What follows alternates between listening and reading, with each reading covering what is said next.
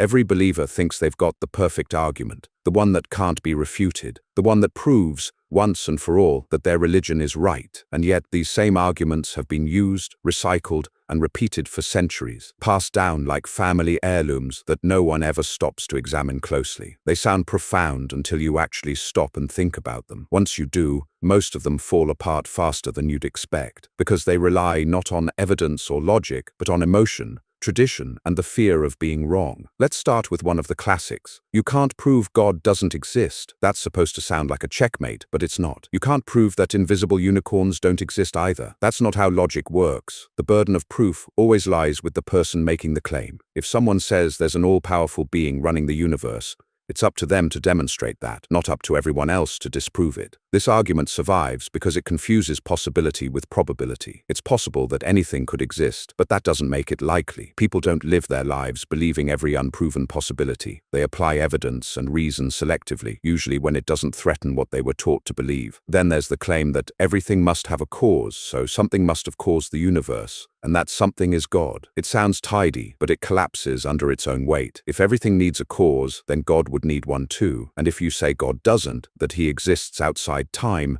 beyond cause and effect, then why not just say the universe itself might exist that way? The argument solves nothing. It just shifts the mystery one step higher. It's like saying, we don't understand how the universe came to be, so let's fill the gap with a magical being we also can't explain. That's not an explanation. It's surrender dressed up as certainty. Another favorite is, look at the beauty and order of nature. That can't be an accident. People point to sunsets, DNA, or the complexity of the human eye, and say that such perfection could only come from intelligent design. But this argument only works if you ignore all the chaos, imperfection, and waste built into the same system. If nature was designed, it's a sloppy design. Every living thing is wired for survival, not comfort or fairness. Millions of species go extinct, natural disasters destroy lives, and random genetic mutations decide who lives and who dies. If that's design, it's a brutal one. The design argument is powerful emotionally because people project human intention onto natural processes. But evolution, physics, and chemistry operate without goals. Complexity arises naturally given enough time. That's not magic, that's math and biology. Then there's morality must come from God. This one's been repeated endlessly, and yet it's easy to test. If morality truly depended on divine command, we'd see religious people behaving consistently better than non-religious ones. But we don't. Countries with higher levels of non-belief tend to have lower crime, higher education, and stronger social trust. Morality is a social construct rooted in empathy, cooperation, and shared survival, not divine instruction. People don't need commandments carved in stone to understand that killing and stealing are wrong. They understand it because they wouldn't want to be killed or stolen from. And if morality really came from one particular religion, why do followers of different faiths disagree so violently about what's right and wrong? Why does one holy book condone slavery, another justify war, and another call for mercy? The variety itself proves morality didn't descend from above, it evolved from below. Then there's the emotional appeal. I feel God's presence. People confuse feelings with facts. A powerful emotional experience can feel transcendent, but that doesn't mean it comes from an external being. Human brains are wired to generate deep feelings in response to music, ritual, community, or stress. Those moments feel divine because they're built to feel divine. People in every religion report the same sense of presence. Hindus, Muslims, Christians, shamans, all describing similar sensations, all equally convinced that their experience confirms their truth. They can't all be right, but they can all be human. Another one. So many people believe in God, they can't all be wrong. But truth isn't decided by majority vote. Billions once believed the earth was flat. Millions believed diseases were caused by demons. Consensus doesn't equal correctness. It just shows how easily ideas can spread when they're taught early, repeated often, and rarely questioned. The next common one goes, without God, life has no meaning. But that's only true if you think meaning must be handed down instead of created. A sunset isn't meaningless just because it doesn't come with instructions. Meaning isn't something you receive, it's something you build. People create meaning through love, art, discovery, connection, things that don't need a supernatural layer to make them real. The idea that life's value depends on divine approval cheapens it. It suggests that love, kindness, and joy only matter if someone's watching. But life doesn't need surveillance to have purpose. It needs awareness, the awareness that this moment is all we get, and that makes it infinitely precious. Then there's you'll believe when you're in trouble. This one plays on fear. It assumes that emotion overrides reason, that in pain or danger, you'll run back to faith. Sometimes people do, but that doesn't make the belief true. Fear doesn't reveal reality. It reveals vulnerability. When people are scared, they'll cling to anything that feels safe. That's psychology, not proof. One of the strangest arguments is religion makes people better. Yet history and current events keep contradicting that. Wars, terrorism, discrimination, all done in the name of divine will. Of course, religion also inspires kindness and charity, but so does simple empathy. Good and bad both exist in people, not doctrines. The religion makes people good claim also ignores how morality evolves with society. Religion didn't end slavery, expand women's rights, or advance science. People did, often against religious resistance. Morality improves when humans grow beyond old dogmas, not when they cling to them. A subtler argument goes, you can't explain consciousness or love or the soul without God. That's just another gap filler. Science doesn't have all the answers yet, but ignorance isn't evidence of divinity. 1,000 years ago, people didn't know what caused lightning. They said it was the gods. Now we understand electricity. The same process is happening with the mind. What we don't yet know isn't proof of a spirit world. It's a frontier of human understanding. Then there's, if there's no God, why do people all over the world believe in one? That's an interesting question, but it has psychological answers. Humans evolved with pattern-seeking brains. We detect agency even when it's not there. That rustle in the grass, that shadow in the dark. Early humans who assumed an invisible agent were more likely to survive. Over time, that survival instinct evolved into belief systems. Religions are cultural expressions of that same pattern recognition, shaped by geography, fear, and imagination. That's why the gods of ancient Egypt don't look like those of India or Greece. They reflect human culture, not cosmic truth. Then comes, holy books contain knowledge that ancient people couldn't have known, so they must be divine. But when you actually read them, the so-called hidden knowledge is vague, poetic, or misinterpreted after the fact. Every generation reinterprets verses to fit modern science. When scripture says the earth hangs on nothing, some call that gravity. But that's a stretch. It's retrofitting meaning to match discoveries already made elsewhere. Real divine knowledge would be unmistakable. A line describing DNA, the speed of light, or the structure of atoms that would stand out instantly. But instead we find contradictions, errors, and local myths, the fingerprints of humans, not gods. Another argument people use is, faith gives hope, and that's true, but hope doesn't make a claim true. You can hope for anything. People once found hope in rain dances, in fortune-telling, in rituals that no longer make sense. The comfort something gives doesn't prove it's real. A comforting story is still a story. Then there's, you just have to have faith. That's not an argument. It's a conversation ender. Faith is belief without evidence, the exact opposite of reason. It's used when logic runs out, but emotional investment remains too strong to let go. Faith is what fills the gap when people are scared of uncertainty. But uncertainty isn't failure. It's honesty. It's the space where truth actually has a chance to grow. And maybe the most overused of all, you'll find out after you die. That's not a reason to believe. It's a threat wrapped in mystery. It tries to use fear of the unknown to control what you think in the present. But knowledge doesn't come from waiting for death. It comes from questioning life. These arguments persist because they're easy. They sound wise, they comfort the mind, and they protect the ego from doubt. But once you see the pattern, you can't unsee it. Each one starts with an emotional need and ends with a circular logic that protects that need from challenge. People don't cling to bad arguments because they're stupid. They do it because belief fulfills something deeper: identity, belonging, hope, fear of loss, fear of death. Religion offers emotional security, and that's powerful, but security isn't the same as truth. When you start questioning, you realize that real strength comes not from being certain, but from being curious, from admitting you don't have all the answers, and being okay with that. The world doesn't need invisible explanations to be meaningful. It already is. Every breath, every connection, every act of understanding. That's where awe belongs. The most overused religious arguments will keep coming back, generation after generation, because they're emotionally satisfying, but their repetition is also their weakness, because the truth doesn't need to be repeated forever. It stands on its own, and when the noise of argument fades, what's left isn't fear or faith, it's freedom. There's another argument that always shows up when the logical ones fail. Look at all the miracles. There's no other explanation. But miracles are only miracles until they're explained. Throughout history, countless events, once labeled miraculous, have turned out to be natural, misunderstood, or simply made up. The bar for what qualifies as a miracle keeps dropping as science advances. Lightning used to be divine punishment. Disease was seen as spiritual corruption. Comets were omens from heaven. Now they're just weather, biology, and astronomy. Once the mystery is gone, the miracle disappears with it. The problem isn't that strange things never happen, it's that people are too eager to assign meaning before understanding. Coincidences feel profound because our minds are built to find patterns. We remember the hits and forget the misses. When something unlikely happens, we call it divine. But statistically, rare things happen all the time. Then there's the "I was healed by prayer" claim. People rarely consider how many weren't. Every hospital has patients praying for recovery,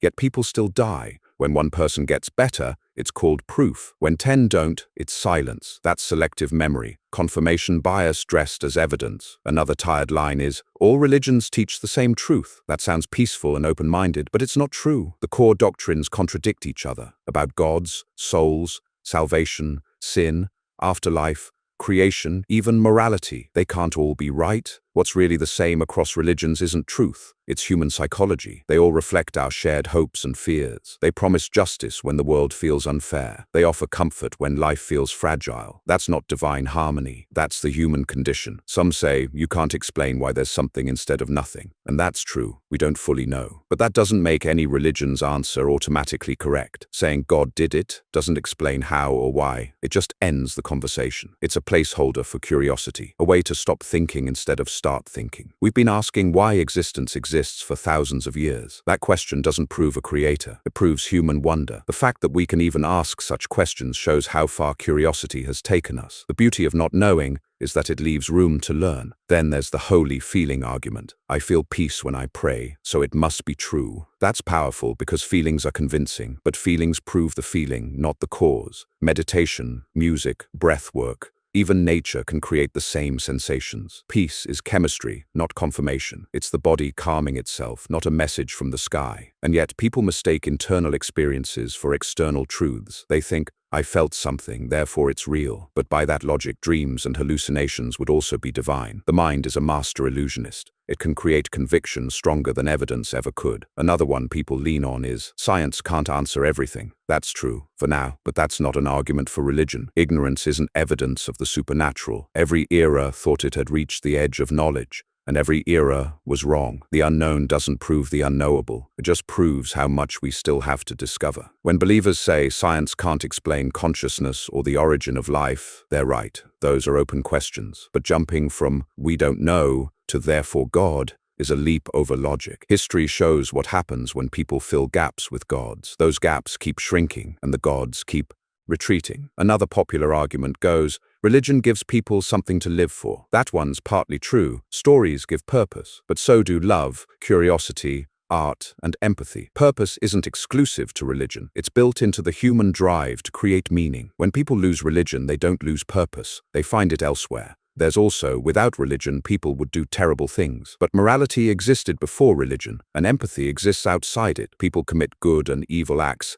in every belief system. The idea that fear of punishment or hope of reward is the only thing keeping people moral is an insult to human nature. If the only thing stopping someone from hurting others is fear of hell, that's not morality, that's obedience. Real morality is choosing to do good when no one's watching. Another argument that sounds profound is, look at how many lives religion has changed. But change alone isn't evidence of truth. Every cult, every false prophet, every superstition has changed lives. Emotional transformation doesn't prove a claim. It just proves belief has power over behavior. The placebo effect can heal, motivate, and even save lives, but it doesn't make the story behind it factual. Then there's the line, you have to respect people's beliefs. Respecting people is different from respecting ideas. People deserve kindness and empathy. Ideas deserve scrutiny. The moment beliefs are shielded from criticism, they stop evolving. Every truth we've ever found started as a question that offended someone. The most defensive argument of all might be, who are you to question God? It's meant to end discussion, but it actually exposes the problem, blind obedience. If questioning is seen as arrogance, progress stops. The same mentality once silenced thinkers who challenged slavery, medicine,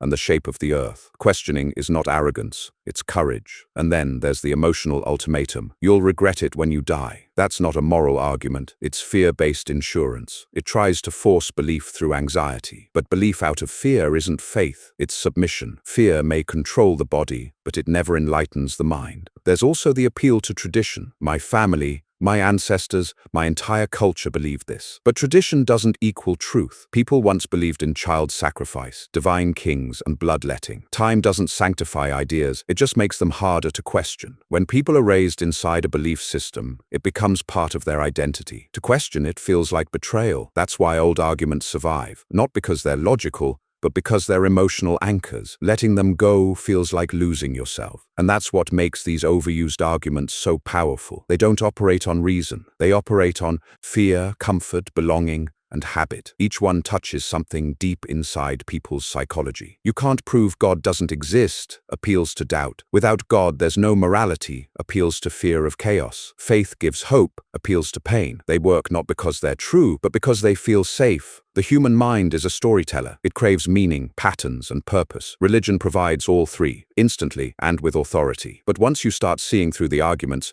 you realize the story was written by people trying to make sense of their world with the tools they had. When someone says, "You just need to believe," what they often mean is, "I need you not to question," because questioning is contagious. It spreads. One person asking why can unravel generations of inherited belief, and that's why these same old arguments get recycled endlessly. They're shields against doubt, not bridges to truth. They survive because they're easy to repeat, easier than saying, "I don't know." But that simple phrase, "I don't know," is the beginning of every real discovery humanity has ever made. Doubt is not weakness, it's honesty. It's the sign that your mind is working exactly as it should. Questioning isn't rebellion, it's responsibility. Because every argument that tries to silence thought deserves to be examined until it breaks. When all the overused arguments have been spoken, and all the emotional appeals exhausted, what remains is quiet. In that quiet, something incredible happens. You realize you don't need certainty to have peace. You don't need a cosmic authority to make life meaningful. You don't need an ancient book to tell you right from wrong. You don't need invisible promises to appreciate the visible world. All you need is awareness of how fragile, temporary,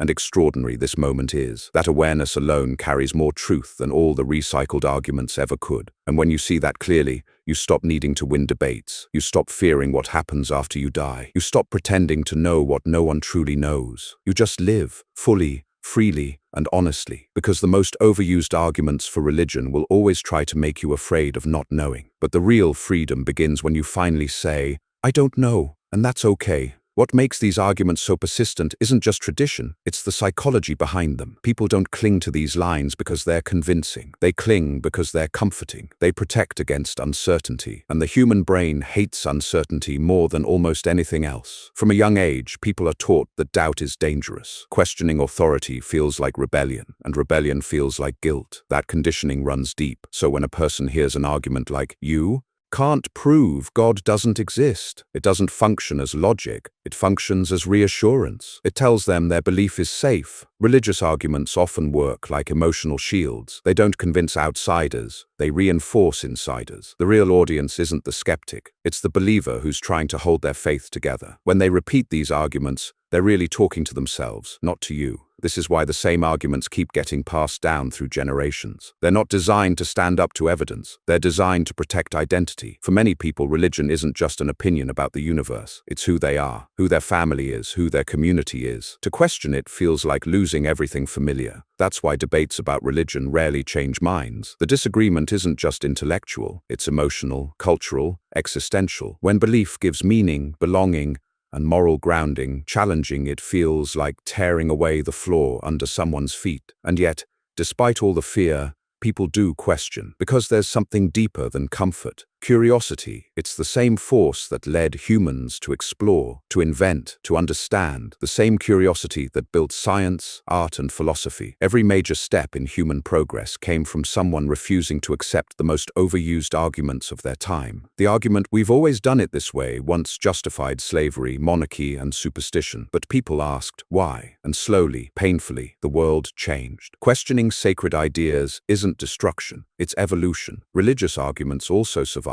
because they're woven into social systems. Belief is rewarded with community, identity, and belonging. Doubt is punished with shame or exclusion. That makes questioning costly. So people repeat the arguments they were given, often without examining them, because it's safer than standing alone. But history shows that every major shift toward truth began with someone willing to stand alone for a moment. Whether it was Copernicus challenging the heavens, Darwin challenging creation, or ordinary people questioning dogma. Progress begins with the courage to say, maybe we're wrong. There's also a fascinating psychological reason people defend beliefs so fiercely: cognitive dissonance. When evidence threatens a deeply held belief, the mind doesn't change easily. It doubles down. The discomfort of being wrong feels unbearable, so the brain invents justifications to keep the belief intact. That's why even the weakest religious arguments can feel invincible to the person using them. They're not protecting truth, they're protecting emotional stability, and sometimes breaking that illusion feels like breaking the self. It's easier to say, you can't prove God doesn't exist, than to say, I might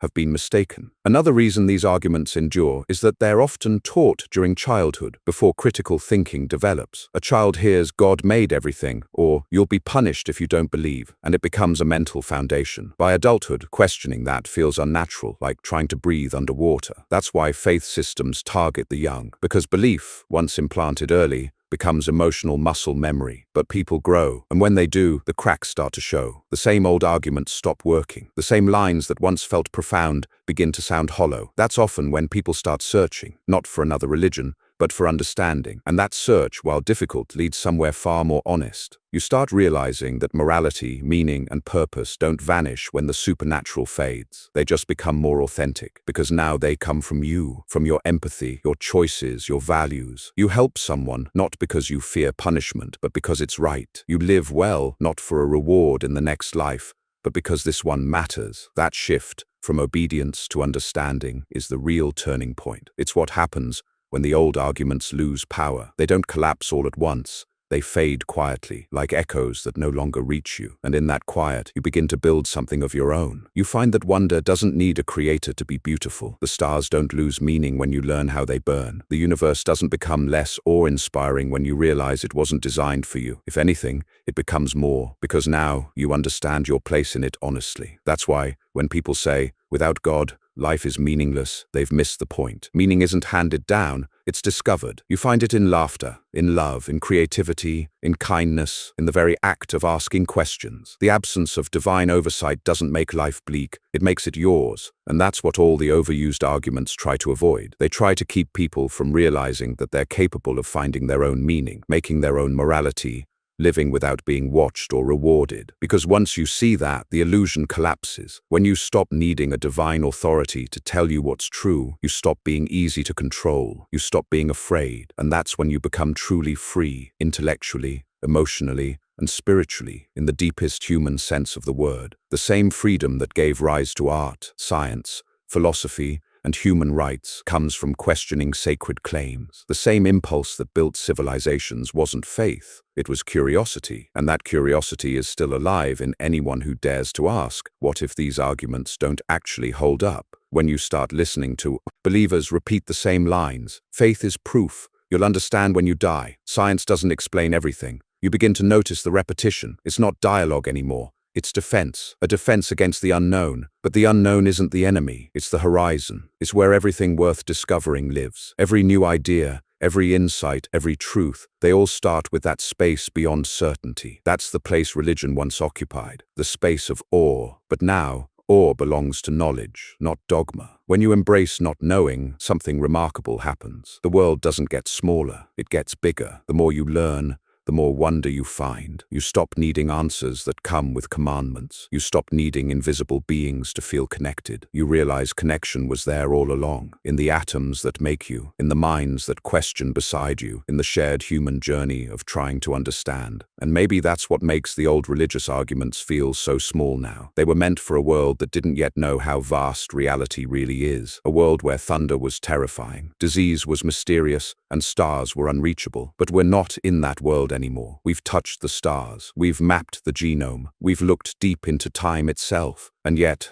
the same tired arguments are still whispered, as if we haven't evolved beyond them, as if we still need to believe someone's holding the sky up for us. But the truth is, the sky holds itself up. It always did. The real miracle isn't divine design, it's human discovery. It's that a species of fragile, curious beings looked up at an endless universe and decided to understand it, not worship it, not fear it, but understand it. That's where meaning lives now, not in sacred texts or ancient debates, but in that spark of curiosity that refuses to be silenced by repetition. So the next time you hear one of those old lines, "You can't prove God doesn't exist, everything needs a cause, faith gives hope, morality needs God," pause for a second. Listen carefully. You'll realize it's not an argument you're hearing. It's an echo from a time when we didn't know better. An echo that once helped people feel safe in a confusing world. But echoes fade, and new voices rise. Voices that don't claim to know everything, but that are brave enough to ask anything. Because progress doesn't come from certainty. It comes from curiosity. And the truth, no matter how uncomfortable, doesn't need to be protected by overused arguments. It only needs to be seen. And once you see it, once you really see it, you'll never go back to the noise of repetition again. You'll understand that the real power isn't in believing what's been told 1,000 times. It's in daring to think for yourself, even once. That's where everything begins. Would you like me to add a short, cinematic closing paragraph? Something that feels like a final voiceover moment, wrapping the whole script emotionally and powerfully for YouTube, while keeping the rational tone intact. The screen fades to black, and a single line lingers in the mind. All those arguments, all those centuries of repetition were never really about truth. They were about comfort, the comfort of being told that someone knows, that someone's in charge, that everything happens for a reason. But maybe real strength isn't in being comforted. It's in standing quietly in the vast unknown and saying, "I'm okay not knowing," because that moment, when you stop reaching for answers that were written before curiosity was born, that's when you finally see what freedom actually feels like. It's not the freedom to believe whatever sounds nice. It's the freedom to ask anything, to explore everything, to live without being afraid of questions. It's the quiet realization that the universe doesn't owe you meaning, and yet you still find it. In laughter, in learning, in kindness, in the small acts of creation that ripple far beyond you. That's meaning, that's purpose. That's enough. All the old arguments crumble when faced with that kind of awareness. They lose their weight because they were built to fill the gaps. And the more light you let in, the fewer gaps there are to fill. It turns out you don't need to prove a God wrong to live a meaningful life. You just need to stop mistaking old slogans for truth. And when you do, you start to see how beautiful the world actually is. Not because someone designed it for you, but because you're lucky enough to witness it at all. Every breath, every connection, every fleeting moment, these are the real miracles. Not supernatural, not eternal, but profoundly real. So maybe the question isn't, what do you believe? Maybe it's, what will you understand before your time runs out? Because belief ends where curiosity begins. And curiosity, that endless, restless spark inside the human mind, is what's kept us alive, evolving, and moving forward since the beginning. And that spark doesn't need ancient arguments to survive. It just needs you, awake, aware, and unafraid. So let the overused arguments echo in the distance. Let the noise fade, and listen to what's left when certainty is gone. Silence, clarity, and the quiet, breathtaking realization that truth was never hiding in the answers. It was always waiting in the questions.